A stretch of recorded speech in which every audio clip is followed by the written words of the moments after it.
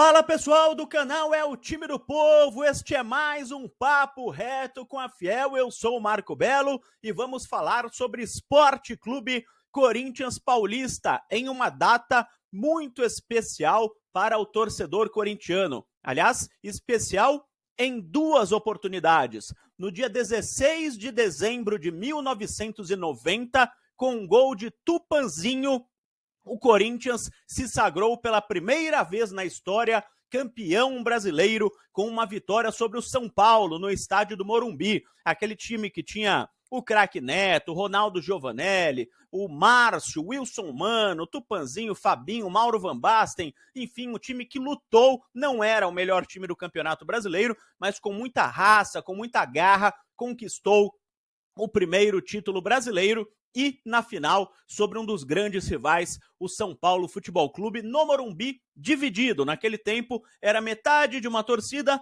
metade de outra torcida no estádio, e os corintianos comemoraram bastante. Alguns anos depois, 22 anos depois, é isso? Em 2012, o Corinthians conquistou no dia 16 de dezembro o seu segundo título mundial. O primeiro em 2000, no Rio de Janeiro, sobre o Vasco da Gama, e o segundo título mundial em Yokohama, no Japão. Eu tive o privilégio de estar em Yokohama, no estádio, cobrindo pela Rádio Transamérica esta partida entre Corinthians e Chelsea. Vitória do Corinthians 1-0, gol de Paolo Guerreiro, e o Corinthians derrubou o campeão da Champions League. Aquela foto famosa do Fernando Torres olhando assim, bravo, chateado, né? Melhor dizendo, a comemoração dos corintianos dirigidos pelo técnico Tite, Adenor Leonardo Bach.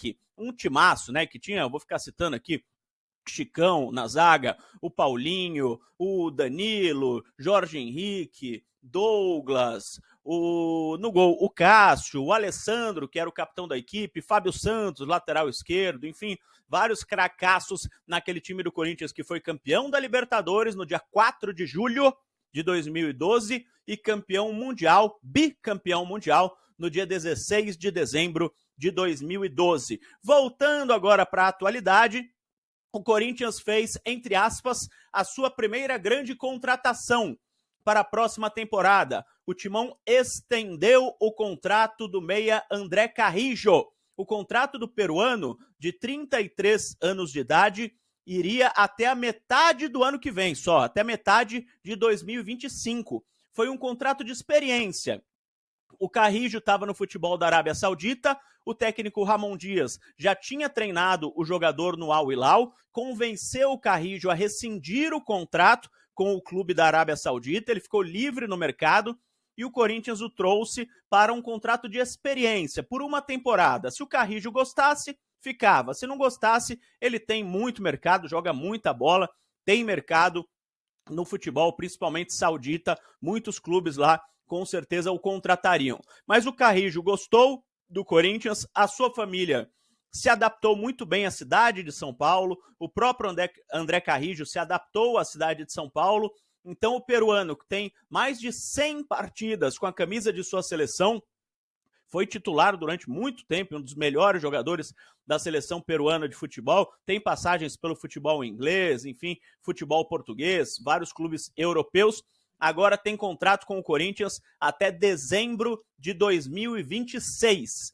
O contrato que até julho de 25 foi estendido por 1 ano e meio, não é até julho de 26, é até dezembro de 26, que é a data do término do mandato do presidente Augusto Melo. Então, uma ótima notícia para o torcedor corintiano André Carrillo até dezembro de 2026. E o assunto da moda, Paul Pogba.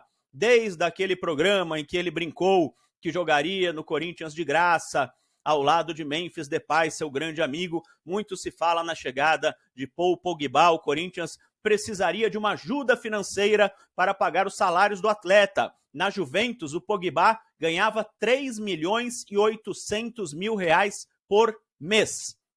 O Memphis Depay, com todo o jogo financeiro, todo quebra-cabeças montado pelo Corinthians para pagar o salário do holandês, ganha 3 milhões por mês.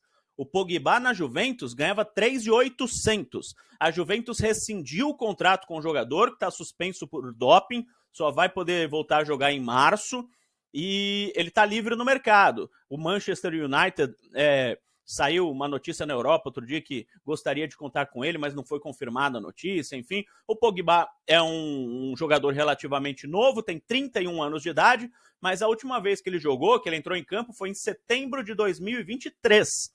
Então precisaria de um tempo para entrar em forma, só pode, como eu disse, voltar a jogar em março por causa do doping.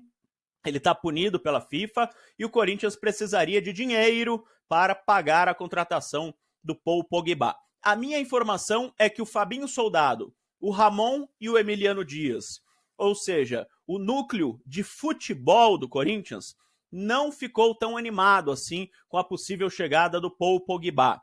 Isso não quer dizer que ele não venha.